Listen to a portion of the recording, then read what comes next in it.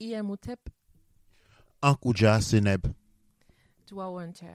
Beka Nefer et bienvenue dans le Kush Kamit Congo. Aujourd'hui, nous allons parler du Bukoko 2.0. Aujourd'hui, vous êtes avec Kanefera Koutinecher et avec Baba Kinkelawa Mazulu Kufu Moteb Atumra Shango. Bekanefer. Beka Nefer. Alors, aujourd'hui, nous allons parler du Bukoko 2.0. Donc, quand on parle de Bukoko 2.0, je vais commencer directement avec ça pour demander qu'est-ce qu'est le Bukoko 2.0. Le Bokoko 2.0 est une réforme qui s'applique à la tradition, à notre culture. Pourquoi les Bokoko? Eh bien, les Bokoko est en langue lingala ou kikongo, ok? Ou quand on parle de l'ancestralité, ok? Les Koko, c'est-à-dire les Koko, c'est les grands-pères. Et Bokoko, Koko signifie grand-père, petit-fils, mais il signifie encore ancêtre. Ok, et la voie de vie, la manière de vivre de ces ancêtres, ces personnes qui appartiennent à une ligne sur l'île temporelle à l'antériorité, est appelé les Bokoko. En fait, les Bokoko souvent est confondu, tu vois, parce que souvent nous entendons ce genre de discours. Ah, vous faites les Bokoko, moi je fais la chrétienté. Ok, il y a un problème. C'est soit où on parle les français ou on parle les lingala dans ce cas ou les kikongo. Ok, quand on veut parler les français, ok, on va parler de la culture ancestrale. Ok, et par exemple, disons Champollion, c'est un ancêtre. Ok, comment je peux dire Louis XIV, c'est un ancêtre. Ok, alors les Français contemporains, ok, par rapport à Louis XIV, eh bien, Louis XIV, c'est son ancêtre. C'est leur ancestralité. Ok, et la manière dont on vivait avec les Louis XIV sont partie de l'ancestralité, de la culture ancestrale française. De même, nous pouvons dire pour les Italiens, les mêmes nous disons pour les Russes, ainsi pour tout le monde. Maintenant, et de même, on dit aussi pour nous, si nous parlons de Nzingankovo, par exemple, ou de Chaka Zulu, de Sumanguru, Kante Sundiata Keita, Mansa Moussa, eh bien, nous sommes en train de parler de nos ancêtres. Et leur manière de vivre, leur valeur, leur éthique, ok, correspond à leur ancestralité. Maintenant, quand nous arrivons dans le Lingala, en Kikongo, par exemple, quand on dit les Bokoko, eh bien, les Bokoko ne s'appliquent seulement pas aux cultures africaines. Quand nous parlons de l'antériorité du point de vue culturel, eh bien, on dit Bokoko. Donc, par exemple, Louis XIV, la vie de Louis XIV, les mœurs, l'époque française, eh bien, c'est les Bokoko français. Comme nous avons les Bokoko romains, quand nous parlons de César, ça, c'est les Bokoko romains. Et quand nous parlons de Pythagore, eh bien, nous sommes toujours en train de parler des Bokoko. Généralement, ces noms a reçu une indication péjorative pour désigner des choses, une forme de péjorativité dans la conception culturelle du monde africain, spécialement durant la colonisation. Eh bien, quand nous parlons de la réforme du Bokoko ou la réforme de ce que nous appelons le Bokoko 2.0, eh bien, nous retournons pour revaloriser. Nous faisons un marketing de l'image, de notre image, marketing de l'image. Et pourquoi? Parce que, eh bien, nous avons un marketing sur les plans de la culture américaine. Okay? On nous la propose avec Coca-Cola, on nous l'a proposé avec McDonald's, on nous l'a proposé encore et encore. On a connu et on connaît encore les marketing de l'image de la culture française, ok? Et quand on revoit, par exemple, la plupart des films, par exemple, Merlin, la table ronde, ou quand on regarde ce qu'on appelle les reconstructionnismes historiques, eh bien, les films français que vous regardez décrivant les 13e siècle n'étaient pas comme ça. C'était pas comme ça les 13e siècle français. Okay? Si vous pensez au XIIIe siècle, les Français étaient très beaux, bien vêtus, comme on voit dans les films, ça c'est complètement pas vrai. Tout comme les films western américains où les gens étaient bien vêtus, ça c'est complètement faux. Mais qu'est-ce qui se passe à un moment donné? C'est faux et c'est vrai. Pourquoi chaque peuple veut se créer une image de puissance? Okay? Et comment on se crée une image de puissance? C'est en reconstruisant le futur. Ce n'est pas en réalité du mensonge, mais c'est reconstruire et reproposer les passés des manières à servir de fondement de puissance pour le futur. Il faut motiver le futur, la jeunesse, et pour obtenir des résultats fiables dans le futur. C'est ici dont naît les mythes de pères fondateurs. Okay? Les pères fondateurs, pour la plupart des cas, ce sont des mythes. Quand on parle des pères fondateurs, on est en train justement de faire de la marketing, de la promotion de l'image culturelle. Eh bien, nous, après avoir connu une dévalorisation flagrante et injuste pendant excessivement d'années, et nous avons encaissé les coups d'avoir une image culturelle qui se présente très mal. Et elle est transportée très mal, ce qui fait que eh bien, les jeunes ne sont pas attirés par cela. On est attiré par la culture américaine, on est attiré par l'identité américaine. Pourquoi? Parce qu'il y a un marketing derrière ça. Tout le monde veut devenir anglais, tout le monde veut devenir belge, tout le monde veut devenir néerlandais. Pourquoi? Parce qu'il y a un marketing de l'image derrière. Tout comme vous achetez la Coca-Cola, elle n'est pas bonne, mais il y a un marketing de l'image qui crée même un goût qui n'est pas réel. Donnez le Coca-Cola à un enfant, vous allez voir que ce n'est pas bon. Mais le marketing de l'image est tellement puissant, okay, qu'on associe les images qu'on voit à la télévision. Okay, on l'avons vu Pepsi Cola avec Michael Jackson. On a associé la Pepsi à Michael Jackson. Les cerveaux recevaient comme message qu'on était en train de boire Michael Jackson. Eh bien, nous nous lançons dans une reconstruction, une redynamisation de la culture Kush Kamit Congo. La Kush Kamit Congo ne prend pas une séquence culturelle africaine en particulier, mais propose une intégralité de la psychologie et de la philosophie culturelle africaine en lui donnant un habit nouveau, une image nouvelle et une définition nouvelle.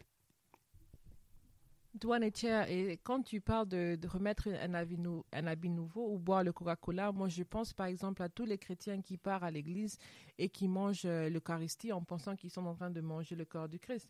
Et toute personne qui, même en tant qu'enfant, parce que je me rappelle, il y a des enfants qui sont mineurs, qui allaient à l'église, on leur présente du vin et les enfants boivent le vin à l'église en pensant que c'est le sang du Christ. Et donc on a cette association-là en voyant que ce pain-là qu'on nous donne à l'église n'est pas bon ou n'est pas du pain même, et qui est quelque chose de vraiment, l'Eucharistie, c'est quelque chose de très, très incommun pour beaucoup de personnes, surtout pour les peuples en Afrique. C'est pas quelque chose que les gens mangent naturellement. Ça fait pas partie d'un repas qu'on reconnaît, quoi que ce soit, mais c'est quelque chose que les gens ils sont habitués à faire simplement parce qu'on les a dit que ça représente le corps d'un blanc.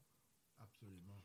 Et donc, je voulais aussi ajouter une chose qui est que quand on parle, par exemple, du bukoko, en fait, c'est qu'on retrouve dans le monde africain ou surtout dans le monde congolais, mais en général, l'Afrique colonisée, on retrouve une juxtaposition qui est fausse. Donc, ça veut dire que les mots, ils ont une positive connotation que quand ils sont dits dans des langues européennes, en français, et quand on les met dans les langues africaines, ils ont une connotation négative. Ouais. Donc, un docteur, bravo, mon fils est docteur. Mais si on dit que ton fils est Nganga, non, c'est pas ça. Il devient Nganga Nkisi. Mais le même Kisi en question, quand c'est le docteur qui est docteur, médicament, il donne les médicaments, ça va. Mais quand ce médicament-là est appelé en lingala Nkisi, déjà ça donne une connotation d'être quelque chose de mauvais. Donc déjà, le point qui est que cette médecine en français, c'est quelque chose de positif. Mais quand tu dis médecine, Nkisi, en lingala, ça devient quelque chose de négatif. Quand tu parles d'une fille, en français, c'est quelque chose de positif. Et tu parles d'une Dumba, ça devient quelqu'un ça devient une prostituée directement. Donc, on parle d'un étape à un autre, on parle vraiment d'une accélération. Et donc, moi, en sachant ça, je me dis, il y a tellement trop d'éléments où le monde africain est poussé à jeter sa culture, son mode de vie, son parler, et toute chose qui est faite dans la culture africaine, vu qu'on n'a pas de propagande pour expliquer ces éléments. Les éléments sont perdus et donc les jeunes qui doivent maintenant élever leurs enfants couramment, ils préfèrent délaisser leur culture africaine parce qu'en général, tout ce qui est fait sous le point de vue africain devient sorcier, ça devient mauvais. Mais c'est qu'on ne se rend pas compte, et c'est que les gens ne se rendent pas compte, c'est que c'est pas seulement... Parce que nous, on regarde notre culture comme des étrangers. Mais on ne se rend pas compte du fait que les autres, quand ils voient un noir dans un magasin, c'est égal à un voleur. On ne réalise pas que c'est cette connotation négative. Ce n'est pas seulement sur ce que l'Africain fait, mais c'est sur l'Africain lui-même. C'est sur ce qu'il est, à quoi il ressemble. Et c'est vraiment toute cette connotation négative, elle commence au fait dans le corps je veux dire, de l'esclave, du colonisé, jusqu'à ses traditions, sa culture, sa nourriture, son mauvais et tous ces éléments-là. Absolument, absolument. Ce que nous voyons, j'étais en train de passer un élément très important quand tu étais en train de formuler cette pensée. Regardons un computer. Tout le monde imaginait un computer, ok? Quand est-ce que vous savez que votre computer ne fonctionne pas? C'est quand son software a été corrompu. Ok? Quand vous allez dans les dépôts ou dans les magasins électroniques, vous allez voir des computers entiers, ok, mais qu'on va te dire qu'ils ne fonctionnaient pas. Qu'est-ce qui est cassé? Il est cassé de l'intérieur. Ok? C'est quoi cet intérieur? Eh bien, c'est ce qu'on appelle le software. Quand le software a été corrompu, eh bien, le computer est inutile, la carcasse est inutile. Ce qui est important, c'est le software. Ok? Comment le software il est garanti, il est corrompu? Eh bien, à travers un système qu'on appelle les virus. Okay. Maintenant, il faut savoir que les êtres humains, nous avons vu à travers les études, aujourd'hui, cela devient de plus en plus clair que le corps humain, c'est un computer. Okay. En tant que computer, le corps humain, c'est un hardware. Comme la carcasse du computer qu'on trouve dans les magasins des computers. Okay. Et ce qu'il y a à l'intérieur, c'est les softwares. C'est quoi les softwares? Les softwares, c'est la conscience d'une personne qui s'exprime à travers l'identité. Quand l'identité d'une personne est corrompue, eh bien, nous avons un computer acheté dans les magasins. Ok? C'est un computer acheté dans les magasins qui ne sert plus. Et quand l'identité, ce que nous avons connu à travers la colonisation, c'est-à-dire la colonisation est un virus qui attaque directement les softwares. Il attaque de l'intérieur. Et ces softwares, c'est quoi les softwares qu'on détruit? Eh bien, on détruit l'identité culturelle. Et tel un virus, il passe par la démonisation, une corruption intérieure des failles intérieures. Il y a une perception négative de soi. La perception négative de soi, ok, quand tu te perçois négatif, eh bien, tu exprimes cela, tu es un computer mort. Et le computer mort devient inutile. Tout le monde se demande, écoute, imaginez, tu vas dans une maison, tu trouves un computer mort sur la table, tu vas te poser pourquoi il est là. Il ne devait pas être là. Du moment où nous avons ces problèmes de l'identité culturelle, et c'est normal que tu sois perçu comme un voleur, comme une prostituée, comme un vaurien, comme n'importe quelle chose qui est perceptible, c'est automatique. C'est automatique. Qu'est-ce qui crée cela? C'est la crise de l'identité qui est en toi. Tu es corrompu, tu as un virus. Ce virus, c'est quoi? Eh bien, le virus, il est représenté par la culture qui a été imposée. En fait, la culture occidentale coloniale ne donne pas la culture occidentale aux Noirs. Okay? Il ne donne pas la culture. Il s'arrange d'introduire des éléments dérangeants dans ta culture au point que tu ne t'identifies pas. Pour la simple raison, quand vous allez n'importe où en Afrique, vous trouvez des licenciés en français qui parlent mal français par rapport à un enfant français né en France qui a 4 ans, qui n'est pas encore allé à l'école, qui va à l'école maternelle. Okay? Alors, c'est ça les problèmes qu'on a, c'est-à-dire il y a une corruption. Les français qui ont été donnés comme langue, les modalités françaises ont été faites pour corrompre l'identité culturelle. Et l'identité culturelle par rapport à la personne, c'est les softwares. Et une fois que le software a été dérangé, dans une personne, quand il y a ces présences étrangères, eh bien, on est en présence des virus. Et les virus corrompent. Quand on a été corrompu, eh bien, on a perdu ce qu'on appelle la fonction d'utilité. On devient inutile. Et ce qui engendre cette perception négative, ou quand on voit, ça dépend de pays, où on vous perçoit tel qu'un voleur, on vous perçoit tel qu'un assassin, un cambrioleur, tous les adjectifs sont bons. Mais pourquoi cette perception est faite? La perception est faite par perte d'identité culturelle. Douane-Cher. Wow, c'est vraiment profond, c'est très très profond. Et en même temps, quand on parle de cet ordinateur, au fait, les signes que l'ordinateur a été corrompu, c'est d'abord l'ordinateur devient lent et ça commence à montrer des signes préliminaires pour montrer qu'il y a eu un problème. Ça devient lent, ça ne correspond plus, les tâches ne peuvent plus être effectuées jusqu'à ce qu'on a complètement la machine qui n'arrive plus à fonctionner selon les données qu'on peut y mettre dedans, jusqu'à arriver où la machine va vraiment arriver à ne plus faire quoi que ce soit. Et alors, c'est quelque chose qui est très, très important pour dire que comment faisons-nous pour maintenant ressortir de cet élément-là? Parce que quand on pense à cette machine ou ce software qui est attaqué, alors moi, je me rends compte que nos softwares ont tous été attaqués. Et maintenant, comment on fait pour ressortir de cela? Parce que quand on va parler, par exemple, du bukoko, donc ça veut dire des traditions culturelles, en général, on va voir des personnes qui vont sortir avec du raffia, des personnes qui vont sortir avec des habits vraiment traditionnels, culturels, avec de modes d'être où on va dire, par exemple, que chez nous, il n'y a que la femme qui cuisine, le mari, il mange, la femme cuisine, lui part au travail, s'il ne travaille pas, il peut se reposer toute la journée, la femme doit nettoyer, ou bien les enfants ne mangent pas avant les hommes. Il y a tous ces éléments-là qui sont là où encore la dot doit être payée.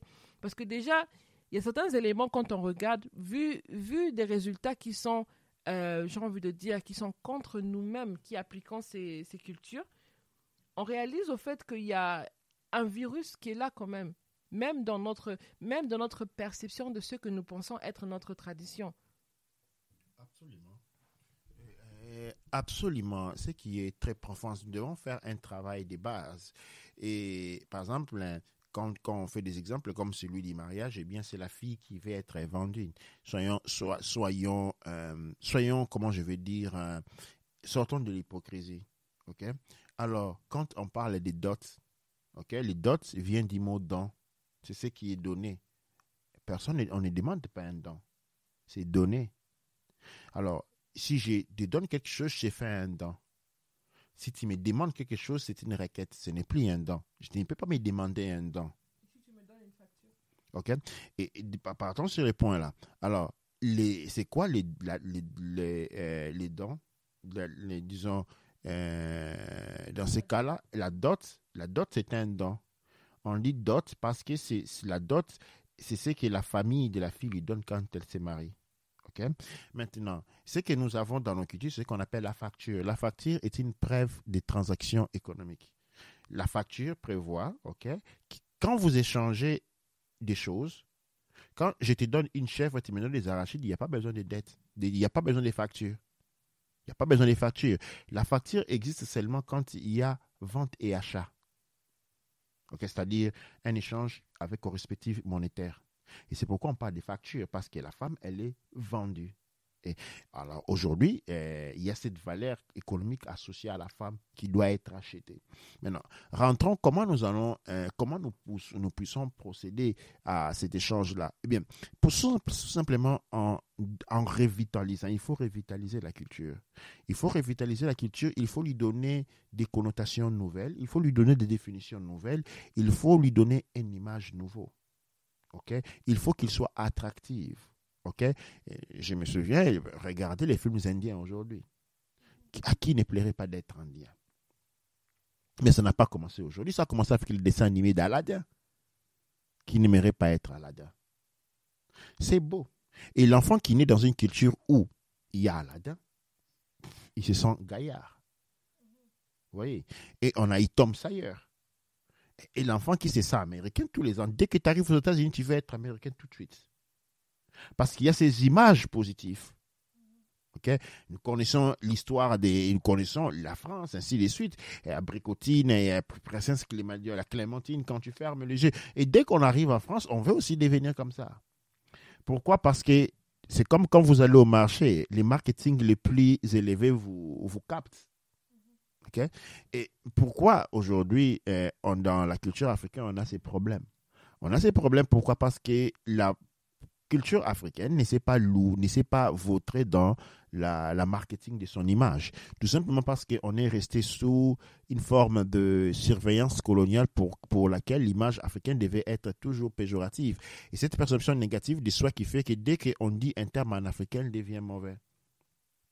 On dit, je vais chez un médecin, c'est bon. Si je vais chez un ganga, ça devient négatif. Pourquoi? Parce qu'il faut les principes de la colonisation de l'esprit continuent aussi longtemps que la perception de l'identité reste aussi négative. Nous devons nous percevoir négativement. Et cela va pire. Vous ne trouverez pas aujourd'hui notre race est la seule race où on s'entretue, où on ne s'aime pas.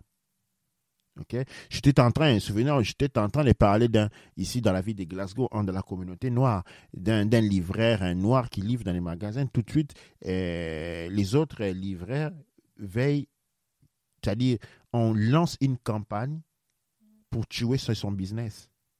Tu vois, mais pour la raison, on a un problème personnel avec cette personne. Non, on n'a aucun problème.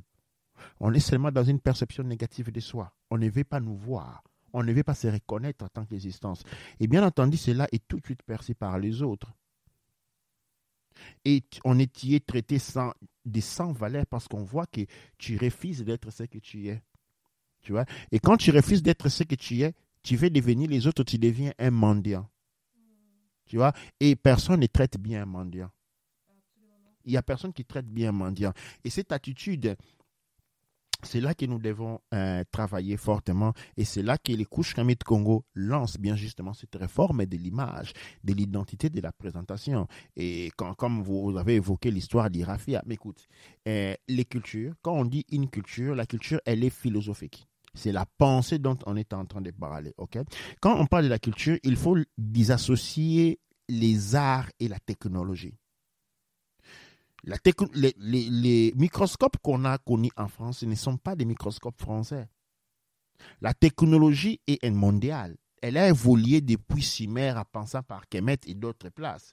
Mais il faut voir les caméras il faut voir les microscopes que nous a apporté la France et voir ce que les Chinois ont aujourd'hui. Qu'est-ce que les Chinois vont dire? Non, ça c'est nous. Non, il y a une évolution qui passe comme ça, qui évolue. Okay? Et la technologie est libre des pensées philosophiques. Elle est un signe du progrès et elle n'appartient à personne. Alors, les Français ou les Américains ne peuvent pas dire, voilà, c'est nous qui avons inventé les computers. Non, les computers est un développement de quelque chose qui existait déjà, qui vient de quelque part et puis de quelque part. Tout comme demain, il y aura une évolution, toujours une évolution. Okay? Ça n'appartient à personne. Maintenant, rentrons dans la réfrigération. Là, c'est un problème. Les tissus des raffias, ce sont des tissus qui existaient partout. Je pense que ceux qui lisent la Bible, ils vont trouver qu'à un moment donné, on parle d'un prophète qui a mis de la raffia pour prier.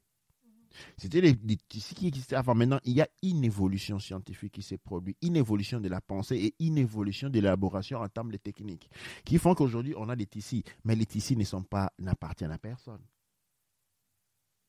Les tissus n'appartiennent à personne. Ça, c'est l'évolution de la pensée des techniques.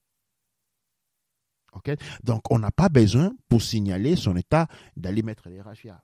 Je ne dis pas que l'on ne doit pas les mettre. On peut les mettre. On peut la développer. Mais nous devons faire attention à finir dans un syncrétisme, mais à disons un syncrétisme négatif, associant l'ancestralité à une époque historique.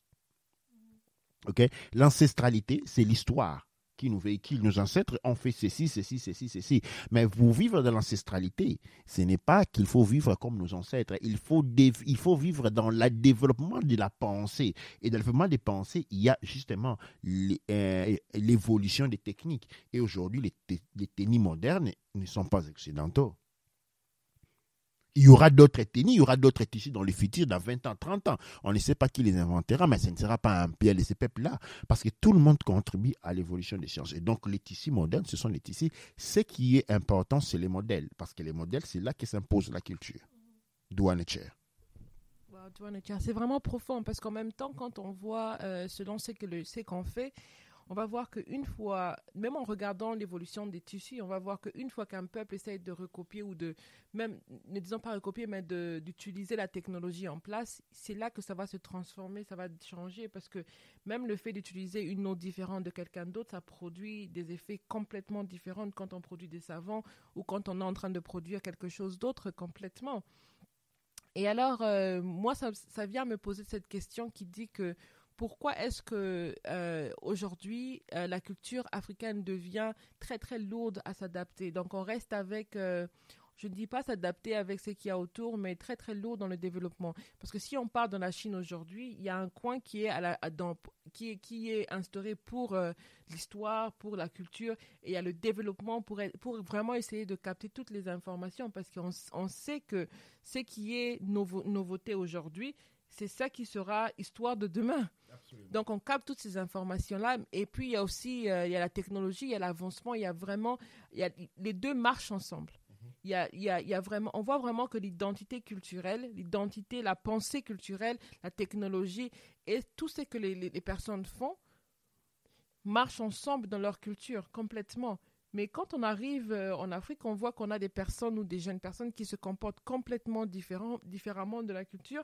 Il y a vraiment des très grands écarts entre la culture appliquée du point de vue des anciens et la culture appliquée du point de vue des jeunes, si même elle est appliquée. Et c'est comme si les jeunes qui émergent aujourd'hui ne trouvent pas leur place, ils n'ont pas assez d'espace pour émerger parce que justement, on leur laisse pas, on leur laisse pas se développer, on leur laisse pas faire sortir ces avancements ou même l'innovation qui peut venir avec. Douane Cher. Un coup, c'est assez direct comme réponse. Pourquoi? Parce que du moment où nous avons un virus culturel qui se reproduit, eh bien, pourquoi existent ces virus? Les virus existent là pour détruire. OK?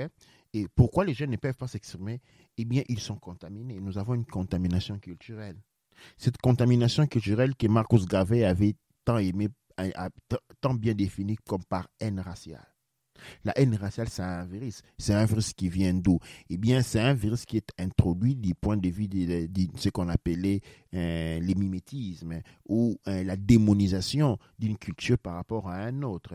Eh bien, voilà, écoute, faisons un exemple. Les Indiens d'Amérique aussi avaient une culture qui a été démonisée. Très longtemps encore, il est.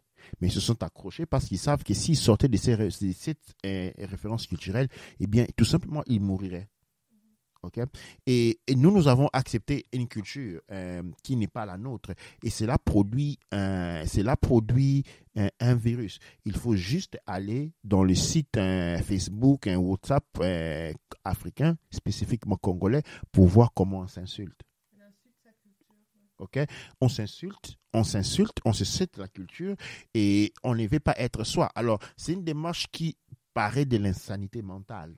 Okay? N'importe qui hurlerait à de l'insanité mentale parce qu'il n'y aura aucun Chinois, et j'ai donné aucun Chinois qui ne jetterait sa culture pour celle vietnamine, ainsi de suite. Comme aucun Italien. Les Italiens vivent aux États-Unis depuis des générations, tu vois. Ils portent encore les noms italiens. Okay? Vous ne trouverez pas un Italien qui décide de ne plus s'appeler Gennaro et il va s'appeler Smith. Vous n'allez jamais en trouver. Et comme vous n'avez jamais à trouver un Italien qui décide, ok, à partir d'aujourd'hui, mon fils, je vais l'appeler Brandon. Vous n'en trouvez pas. Okay? Quand vous ne trouverez pas un Français qui vit aux États-Unis, qui décide de changer son nom Michel à George. Tu vois, vous n'en trouvez pas, il va s'appeler Georges. Okay? Et quand c'est partout, les Ahmed sont les Ahmed, les Abdul sont les Abdul. Okay? Quand on arrive en Afrique, on a un problème. Okay? Parce que bien volontiers, on se débarrasse de ce qu'on est pour adopter une autre identité. Okay? Pourquoi? Parce que c'est ça la nature d'un virus. Les virus confondent. Okay? Quand ton computer est contaminé par un virus, il ne se comporte pas de la manière entendu. En fait, il a un comportement atypique. C'est ainsi qu'on déduit il a été infecté. Et aussi longtemps qu'il est infecté, et si vous avez un système de computer à la maison, si votre grand computer est affecté, il risque d'affecter aussi la télévision et tous les autres computers autour. Et si ce problème n'est pas résolu, il va continuer. Si vous achetez demain un autre computer, vous attachez, vous les branchez au même réseau auquel appartient le computer qui a le virus, ce computer aussi va être contaminé. C'est ainsi qu'aujourd'hui, on voit les jeunes qui se retrouvent dans des situations où ils perdent dans une confusion absurde. Pourquoi? Parce qu'ils ont une contamination qui continue à se répéter, à se reproduire de génération en génération, motivée, véhiculée ou identifiée par la haine raciale. Et cette haine raciale qui fait qu'on ne s'aime pas. Cette haine raciale qui fait qu'aux Noirs, généralement les Noirs et spécifiquement les Congolais, quand vous lui parlez de ce que les Belges ont fait contre nos ancêtres, il dit il faut oublier les passés. Mais quand vous lui dites que, je ne sais pas moi, c'est votre frère qui vous avait volé 4 euros il y a 4 mois, il faut le tuer tout de suite. Il faut le tuer tout de suite. Tu vois? Quand on vous dit, eh bien, les colons ont fait ça, non, ça c'est les passés. Mais quand on vous dit, il y a 10 ans, les Rwandais ont envahi les pays, eh bien, il faut tuer les Rwandais. Tu vois? Pourquoi pourquoi on a cette difficulté-là de la perception de la réalité? Eh bien, parce qu'il existe un virus qui fonctionne encore. Et la réforme 2.0 ne dit pas apporte la solution, mais se met dans la direction de résoudre ces problèmes, d'expier ces virus et en présentant une image nouvelle. Pratiquement, c'est que 2 fois, dans le temps, quand vous avez un virus dans le computer, on effaçait tout. On faisait ce qu'on appelait les backups. Et les backups tuaient les virus. Et nous, la réforme, elle est beaucoup au 2.0, c'est que nous voulons faire un backup et présenter une nouvelle image. Douane et Cher.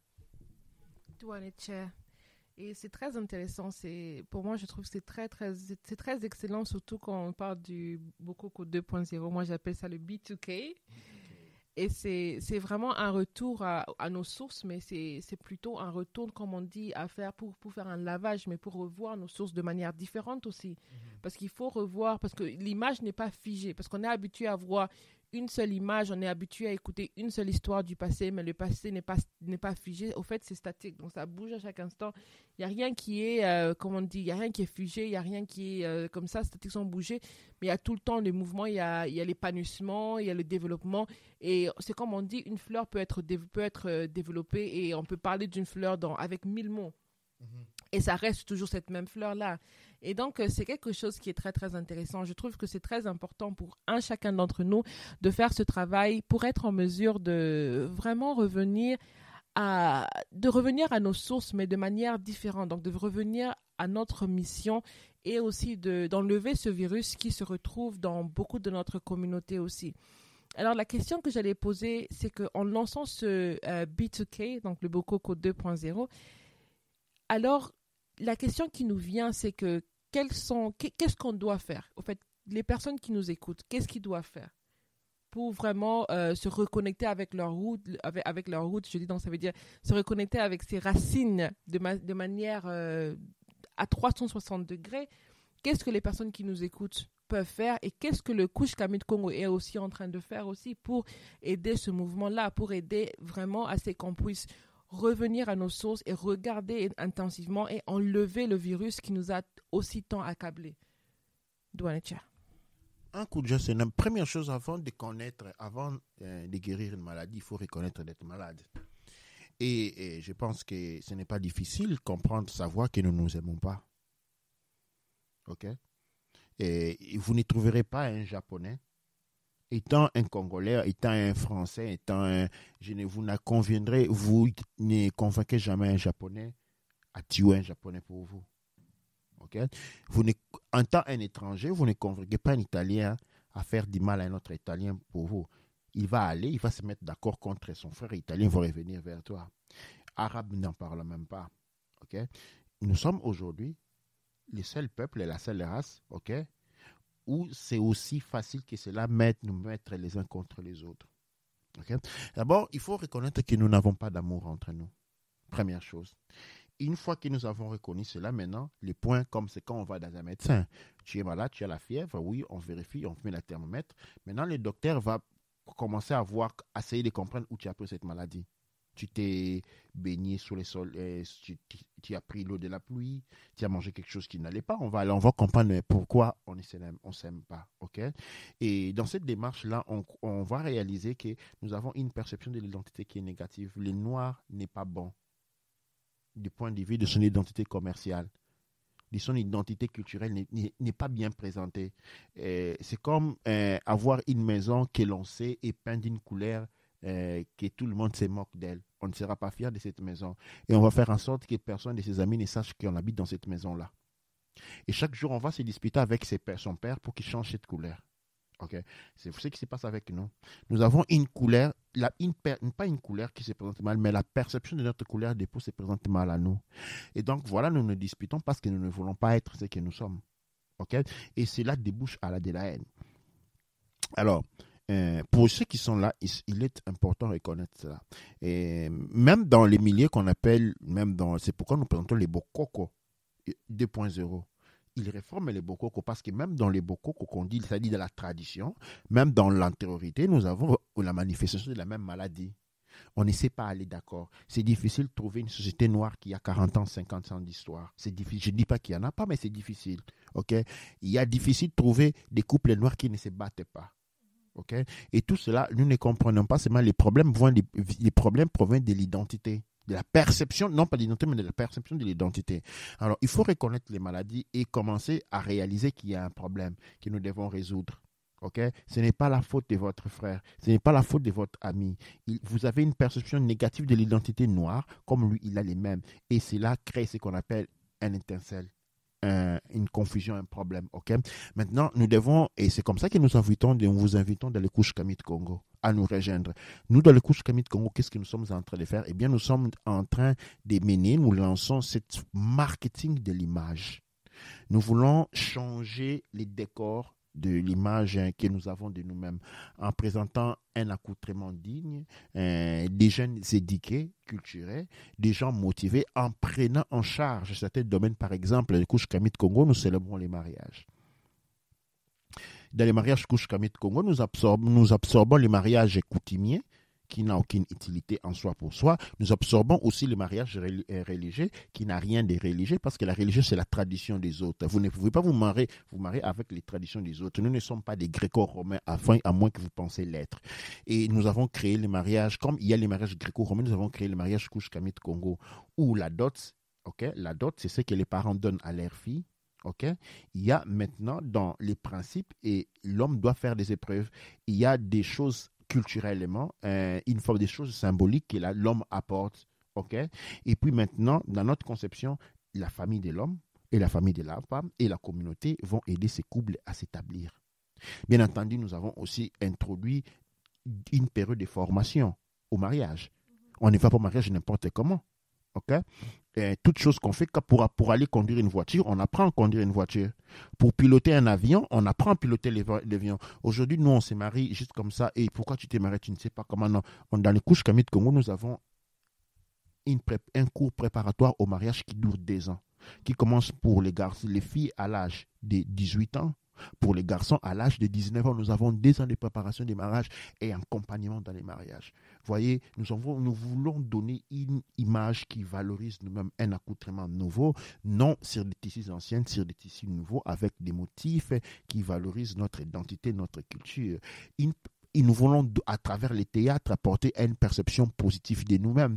Nous tournons vers la poésie. Nous voulons avoir des poètes qui parlent des éloges de notre culture, des bienfaits de notre culture. L'histoire, écoute, prenons par exemple l'Égypte. Okay? L'Égypte, c'est un pays arabe. Okay? Mais ce qu'on appelle les pharaons ne sont pas arabes. Mais l'Égypte, en tant que pays, les peuples arabes qui vivent sur la terre des Égyptiens noirs, okay, se nourrissent de quoi?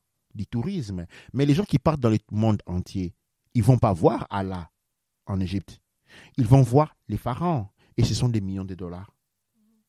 Okay? Parlons des œuvres d'art africains qui sont partout dans les musées, dans le monde. Ça fait beaucoup d'argent. C'est-à-dire, l'homme noir, le monde noir nourrit le monde entier encore aujourd'hui. Longtemps après l'abolition de l'esclavage, nous continuons toujours à nourrir le monde noir aujourd'hui.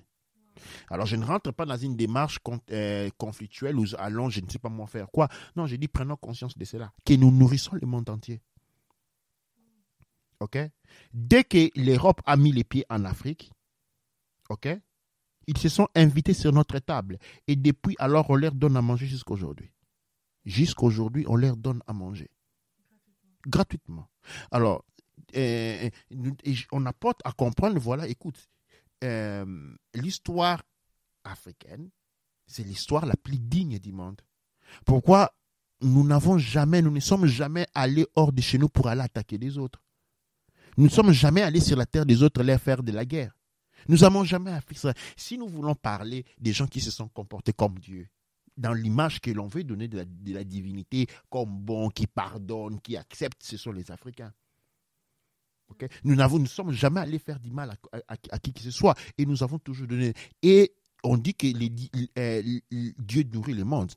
Ce que je suis en train de voir, c'est l'Afrique qui nourrit le monde. C'est les Noirs qui nourrissent le monde jusqu'à aujourd'hui. On est tellement bon que même quand on vient chez eux, on leur lave les toilettes. On leur prend en charge. Vous savez pourquoi? Ah ben quand quelqu'un est invité chez toi, c'est toi qui prends en charge. Et vous n'allez pas demander à un invité de nettoyer sa chambre. Qui nettoie sa chambre, c'est vous. Vous n'allez pas demander à votre invité d'aller prendre l'eau au puits. Qui va prendre l'eau au puits? Chez vous. Pourquoi? Parce que cette terre est nôtre. Et les autres se comprennent comme des invités, justement parce qu'ils sont des invités.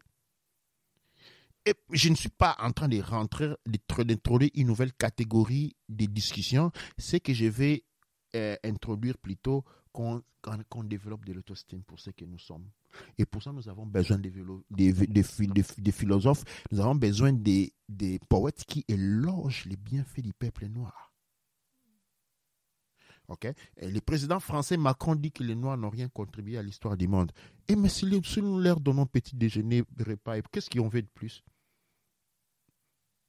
Si on dort petit déjeuner, dîner et repas, non, comment on dit repas et dîner, qu'est-ce qu'on veut de plus? On leur donne tout. On leur donne tout. Et ce sont des choses qu'on doit apprendre à valoriser. Et on doit sortir de cette histoire, écoute, de la colonisation. Écoute, si quelqu'un te fait du mal, qui doit avoir honte? Entre un voleur et un volé, qui doit avoir honte? C'est le voleur. Alors que nous avons été colonisés, qu'on nous a dérobé de nos richesses naturelles et qu'on continue encore à les faire aujourd'hui. Nous sommes des victimes. Les victimes n'ont pas à avoir honte. C'est plutôt les vilains qui doivent avoir honte. Ce que je veux dire, nous, en tout cas, nous nous sommes toujours bien comportés. Nous nous sommes toujours bien comportés. Toujours. L'histoire de l'esclavage aux États-Unis. Quand l'esclavage était aboli, l'homme blanc a inventé les pistolets à tambour parce qu'il avait peur, avec toutes les souffrances qu'ils avaient se subir aux hommes noirs, qu'ils viennent pour la vengeance. Tu sais qu'est-ce qui s'est passé? Ils ne sont jamais venus. Ils sont partis, ils ont oublié. Ils ont continué leur vie. Ok? Qu'est-ce que je veux dire par là? Regardez quel degré de bonté. Quelqu'un dirait de la civilité, non. Ça, c'est de la divinité. Ça, c'est de la divinité. Ok? Et je ne vais pas faire un discours de contraposition. Ce que je vais faire, c'est un discours de motivation. Apprenons à reconnaître notre propre contribution. Parce que si nous ne le faisons pas, personne ne le fait pour nous. Si le président français dit que les Noirs n'ont jamais contribué à l'histoire, je dis qu'il a tort, mais à un certain point, il a raison parce qu'on ne lui a pas montré. Au fait, au niveau du président de la France, il faut comprendre que c'est une personne qui avait déjà des problèmes amoureux pendant qu'il était à l'école avec son professeur. Donc, c'est possible qu'au lieu de vraiment apprendre, il y avait des temps qui étaient passés en train de... Bon, je ne vais pas aller très loin. Mais en même temps, j'allais aussi ajouter quelque chose qui est très, très fondamental pour dire et vraiment souligner comment c'est rafraîchissant d'écouter que dans le Kush Kamit Congo, c'est un endroit où quand un couple se marie et une télévision est achetée, c'est pas pour donner à un oncle ou à une tante qui a déjà une maison, qui a déjà une télévision, mais plutôt c'est pour investir au couple qui va se marier, qui a besoin de meubler toute une maison, de créer, de commencer une vie. Donc on va pas arracher au nouveau couple pour aller ensuite se moquer d'eux, dire qu'ils sont forcés. Vous imaginez dans un pays où les personnes doivent dépenser 10 000, 20 000 dollars pour faire des mariages, pour ensuite, après le mariage fait, après avoir payé toutes ces personnes-là, ils doivent aller vivre chez quelqu'un d'autre. Ils doivent aller vivre dans la maison de quelqu'un d'autre, ils doivent aller vivre dans la chambre de quelqu'un d'autre pendant qu'on se moque d'eux. En oubliant que c'est eux qui ont fait manger tout le monde, en oubliant que c'est eux qui ont fait des cadeaux, des pagnes, on va faire des choses. On va donner des pagnes sincèrement à des personnes qui ont déjà les vêtements, pendant que la femme qui vient de se marier ne pourra plus porter le même, surtout la jeune fille qui se marie, ne pourra plus porter les mêmes vêtements qu'elle portait en tant que jeune fille. Parce qu'en Afrique, dans beaucoup de pays, c'est elle qui doit changer son mode de vêtements. C'est elle qui doit maintenant porter les vêtements qui sont réservés aux femmes mariées ou aux femmes ou aux mamans. Mais c'est elle maintenant qui doit aller acheter les vêtements pour aller donner à sa mère. Pendant que c'est elle qui se marie. Franchement. Et je pense que pour moi, c'est quelque chose qui est très, très important. Et le deuxième point que j'allais aussi dire, c'est que dans le Kush Kamit Congo, les jeunes sont accompagnés. Les jeunes sont supportés. Parce que au fait, aujourd'hui, quand on parle dans ce qu'on appelle la culture africaine avec le virus, dans son système, on retrouve une culture où, quand il y a les jeunes qui ont des enfants, quand il y a une jeune fille, pendant qu'elle est enceinte, la famille va la taper. On va la tapoter. Pourquoi? Parce qu'elle a eu, c'est comme on dit, il y a un nom qu'on dit fuck en anglais, qui veut dire fornication without consent of the king. Donc, vous avez eu des rapports sexuels sans le consentement des parents. Donc, un rapport sexuel sans le consentement des parents, ça fait qu'on te tape, et puis ça veut dire qu'on va te faire souffrir. Et là, maintenant, parce qu'on sait que quand une femme est enceinte et qu'on la stresse ou on la tape, ça peut causer une abortion, ça peut causer la mort du bébé. C'est un meurtre pratiquement. Donc on va faire un attentat de meurtre en même temps sur la jeune fille qui se retrouve dans cette situation-là, où on va la mettre dans une situation difficile pendant qu'elle doit être en joie pour accueillir cet être de lumière qui va venir, qui sera un autre être, pendant que quand cet être va grandir, on va demander encore de payer aussi pour le mariage de cette personne à qui on avait chassé la maman. Alors, on va faire souffrir cette personne, on va la mettre à l'écart, qui va maintenant donner naissance de manière stressée. Et quand ce couple va vouloir se marier, on va leur demander de payer une amende pour cet enfant qui est un enfant de la famille. Et donc, je me dis que ces éléments-là sont vraiment... Si on veut chercher des virus, on ne doit pas aller chercher très loin. Ce genre de comportement est digne de virus. C'est vrai que je ne dis pas qu'on n'a pas besoin... on n'a pas besoin d'être accompagné, ou on n'a pas besoin de regarder les énergies et des fois de donner des offrandes, ou vraiment donner des offrandes pour essayer d'organiser les énergies de la famille. Mais ça ne doit pas être sur le poids des jeunes. Ça ne doit pas être sur le poids de ceux qui veulent soit faire venir une nouvelle vie ou soit construire une nouvelle famille. Et donc, c'est quelque chose pour moi que je me dis que je suis vraiment contente d'écouter ça, parce que c'est quelque chose qui est très important. Et mon troisième point, c'est que, encore une fois, on va voir que dans le peuple noir, un peu partout, en Amérique, en Afrique, là où se trouvent les Noirs en général, et là, une recherche a été montrée pour voir que la plupart des femmes noires aujourd'hui se marient après 25 ans. Pendant que chez les autres, la majorité, donc il y a, comme on peut dire, il y a peut-être entre 5 à 20% se marient avant 25 ans, alors 40% va se marier entre 25 à 35, et puis le reste va se marier peut-être plus tard, et il y a un autre pourcentage qui ne va jamais se marier. Un très grand pourcentage qui ne va jamais se marier aussi. Alors, qu'est-ce que cela veut nous dire? Ça veut nous dire que quand maintenant on regarde même les Européens ou les Américains dans le même pays où on prend ce pourcentage, on va voir que c'est le contraire. En général, il y a le 40% où la majorité, c'est vraiment entre les 18 ans ou l'âge légal, dépendant du pays, parce qu'en Écosse, l'âge légal, c'est 16 ans. Donc l'âge légal du mariage jusqu'à 25 ans, on a la majorité de mariages qui se passent, et ensuite on a les autres éléments qui vont se répercuter plus tard. Et c'est quelque chose qui est très important d'accompagner les enfants, et surtout aujourd'hui où les enfants commencent à avoir des règles, surtout les petites filles commencent à avoir des règles très très prématurées. On a des filles de 8 ans qui ont déjà des règles, on a des filles de 7 ans, même 6 ans qui peuvent commencer à avoir des règles. Ça veut dire que si on a des règles prématurées, la personne pourra aussi avoir la ménopause de manière prématurée. Parce que, bien évidemment, c'est un système qui est un virus, on ne va pas travailler dessus. Et donc, imaginez-vous une personne qui aura la ménopause de manière prématurée, on va lui demander de se marier à 35 ans. Et quand est-ce que cette personne va faire sa famille? En conclusion, je dois dire, nous ne faisons pas attention dans ce qu'on appelle les études démographiques. Okay. Je vais donner petit exemple banal, que sur une étude que j'ai suivie il y a quelques années, durant la guerre de la Libye entre l'Angleterre et l'Italie. Okay. L'Angleterre était un pays puissant à l'époque de la colonisation. Eh bien, l'Italie n'était pas un pays puissant. Donc, comme Mussolini, qui était le leader italien, qu'est-ce qu'il a fait? À travers une étude démographique, avait réalisé que les taux de natalité en Angleterre étaient très bas dans les dernières 20 ans. Il a fait un petit calcul, il a découvert que si les taux de natalité en Angleterre étaient très bas, c'est-à-dire il n'y a pas eu beaucoup de jeunes qui sont allés dans l'armée, et donc par conséquent l'armée anglaise était une armée vieillissante, pendant que les taux de natalité en Italie étaient très hautes. Donc il dit, j'ai une armée au moins 2 fois plus jeune que l'armée anglaise, et il a attaqué l'Angleterre. Juste sur base de ça.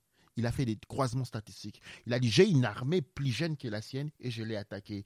Voilà, nous ne faisons pas des études comparées. Voilà, par exemple, quand on parle des problèmes de mariage. Et ça ne nous passe pas à l'idée d'aller étudier les autres pour savoir ce qui se passe chez eux. Écoute, beaucoup de pays européens, on se marie très jeune. Okay? On se marie très jeune. Regarde, il y a des pays qui ont beaucoup de problèmes. Par exemple, quand je vais citer une situation, il y a l'Italie. Okay? L'Italie a un gros problème où la population vieille représente quelque chose comme les 70% de la population. C'est-à-dire sur 10 personnes, il y a 10 vieillards. Non, pardon, sur chaque 10 personnes, il y a 7 vieillards. Okay? Et ça, c'est un pays qui va mourir. C'est un pays mourant. Okay? C'est important, les dates statistiques sont importantes. Et quand on voit des pays comme l'Angleterre, la France, les gens se marient très jeunes. Okay? Quand on se marie très jeune, on a une population démographique très élevée. Et c'est pourquoi, dans les couches Camille Congo, on a l'accompagnement en mariage pour éviter les problèmes culturels présentés par les grossesses inattendues, qui peuvent être un problème pour la fille, comme pour la fille et pour la famille, sans parler de répétition. Mais je parle du point de vue de la préparation. On doit se préparer. Et dans les couches Camille Congo, en présentant une programmation au mariage, c'est-à-dire, dans les couches Camille Congo, la famille est le centre de notre intérêt. Pendant que dans tous les autres systèmes, dans les familles comme le voit aujourd'hui, les centres d'intérêt, c'est l'argent qu'on va obtenir. Et puis, ils vont se démerder. Okay? Or, nous savons que la force du futur, c'est les familles. Et nous devons régulariser la situation des familles de manière à devenir un atout, une richesse, un arme important. C'est pourquoi nous apportons cette régularisation et nous partons cette nouvelle discipline. Okay? Dans ce que nous appelons les droits couches Camille Congo du mariage. Okay? Et comme élément faisant partie de ce que nous appelons la réforme de l'ancestralité, les Bokoko, disons, les Bokoko Yasika, ok, ou comment on dit B2K, Bokoko 2.0. Douane Cher. Douane Cher, Douat Neb Cher, Douat Amondra. Merci de nous avoir écoutés et nous allons vous retrouver à la prochaine. Douane Cher.